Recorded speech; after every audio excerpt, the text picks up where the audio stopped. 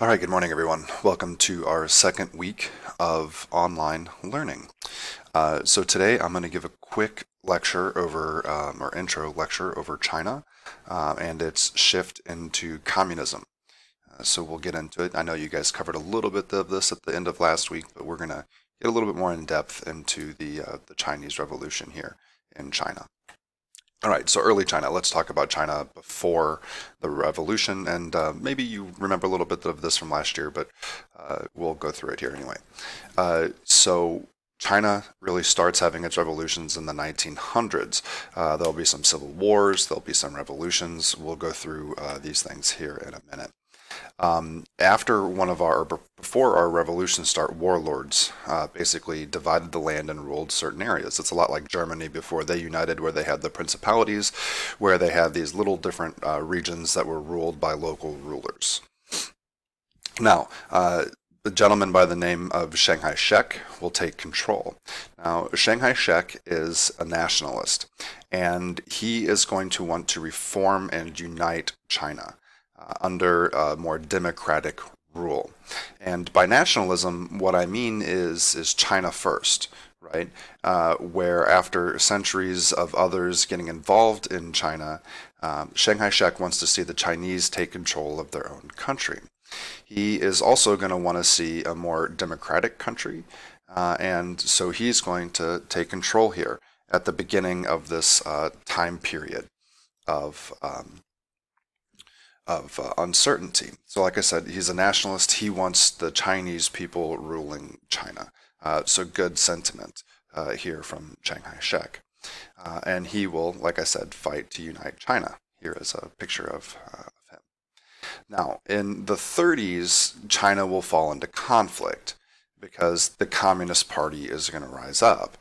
And communism and nationalism are sort of at different ends of the political spectrum. So the Communist Party is going to be in conflict with Chiang Kai-shek and his Nationalist Party. So the soldiers of the Guomindang will attack the communists at Shanghai. This is Chiang Kai-shek and the nationalists attacking the communists. And this will sort of be the first wave of a civil war. There are actually sort of two parts to the Civil War. The first half, I guess you could say, if you remember from the Crash Course video, the nationalists will win. The second half, and ultimately the ending, the communists will win. So the nationalists and communists start the Civil War, and it breaks out between the two. Now, the idea is Chiang Kai-shek will order to purge all the communists. So let's get rid of these communists. Let's unite the country under our nationalist rule.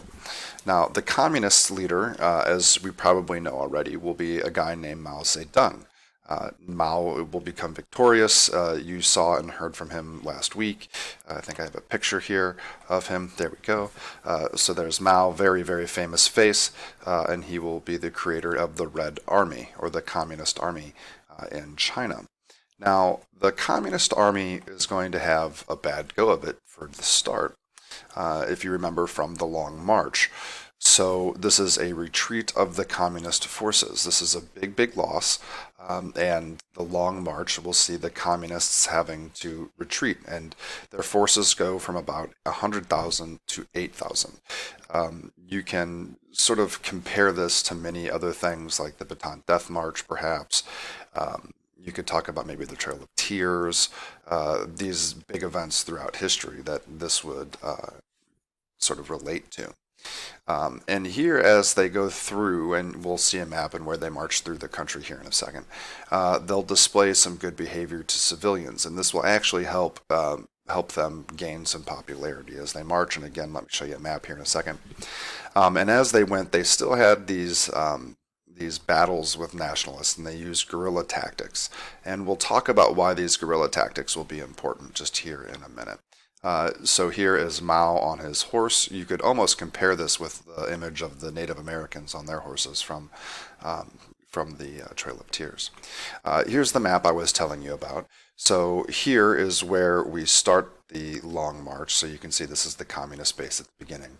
And this red line is sort of their march. They go through this pass here. So it's a very short little pass here. You can see for them to get through some mountains, short trek. And then they come back around into Lunding, and then they get into the snowy mountains here. So here is the pass through the mountains. Again, very treacherous as they come through. And then you can see their ending spot, their base, and here's a photo of that there. So this is the Long March. Now, as they go along, they're going to have these guerrilla tactics, these guerrilla battles as they go through, where they're still fighting the nationalists as they march. So this is very much why, or part of the reason why, their numbers dwindle so badly. But by the time they get to the base here in 1935, there's only 8,000 of them left. And the Chinese Communist movement is on the verge of collapse. Now, this is the thing that interrupts the Civil War, the Chinese invasion of Manchuria. And you could argue one of the things that helps to somehow save the Communist Revolution.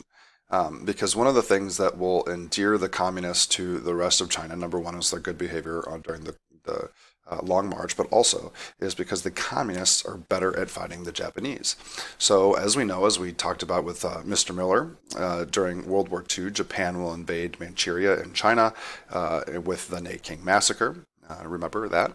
And the Japanese will take over eastern China. Now, while fighting the Japanese, the nationalist and communist will unite together. So we kind of hit pause on the Civil War to fight the common enemy in Japan. And the communists are going to have much greater success in defeating Japan because they are going to use those guerrilla tactics that we spoke of before, where they were going to be sort of fighting not traditionally, and they're going to have some better success in defending against the Japanese. So this is actually going to help endure the communists again to the people of China. So after World War II, Japan leaves as part of their surrender, and communism gained a bunch of popularity because of their efforts against the Japanese. So eventually, Mao and the communists will finally win the Civil War after the end of World War II. And China becomes a communist country. Now, the nationalists do escape. They escape off the coast to Taiwan. And this is actually a major issue today in China. China still claims Taiwan as part of their own, and countries like the United States recognizes Taiwan as its own country. So this actually becomes a bit of a problem diplomatically because the Chinese view Taiwan as theirs, and they sort of view them as an open rebellion. But Chiang Kai-shek and his group, they leave. They go to Taiwan, they sort of settle there, create their own country there in Taiwan. And the Dalai Lama is forced to leave Tibet so they can fully unite China under communist rule. Here's the Dalai Lama. So Mao and his communism, let's talk a little bit about this before we shift forward to one of our big questions for today, our essential question for today. So remember, communism is a command economy, meaning that the government controls and owns everything, or in other words, the government commands the entire economy. They're in complete control, right? Prices, payment, who works where, right? The government controls businesses. They collectivize land, or they take land as a whole, so people can use it together. So there is no such thing as private property. It's all owned by the government, and then the government lets you use it. It's called collectivization.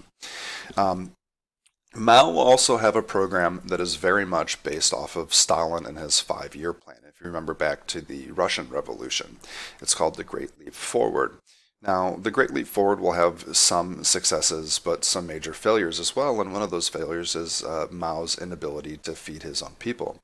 If you remember from last week, they're going to start selling a lot of grain, exporting a lot of grain to other countries, and as that happens, the Chinese will have less and less grain to feed themselves, and there will be mass starvation. So some of these were actually a great leap backwards, but this was in the same vein as Stalin and his 5-year plans. And if you remember those from last semester, they were meant to help modernize Russia, like the Great Leap Forward is meant to modernize China and bring them and make them in their own industrial country. I remember from the John Green video, some of these ideas of industrialization are failures, like making steel in your backyard. But generally, that's the idea behind the Great Leap Forward.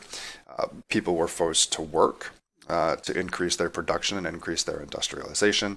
And for some parts, this fails, right? So farmers don't have the incentive anymore to continue to farm, as their wheat will be sold off to other places. They won't be getting any or much of the profit from that, and they're going to be starving in the process, as we talked about there.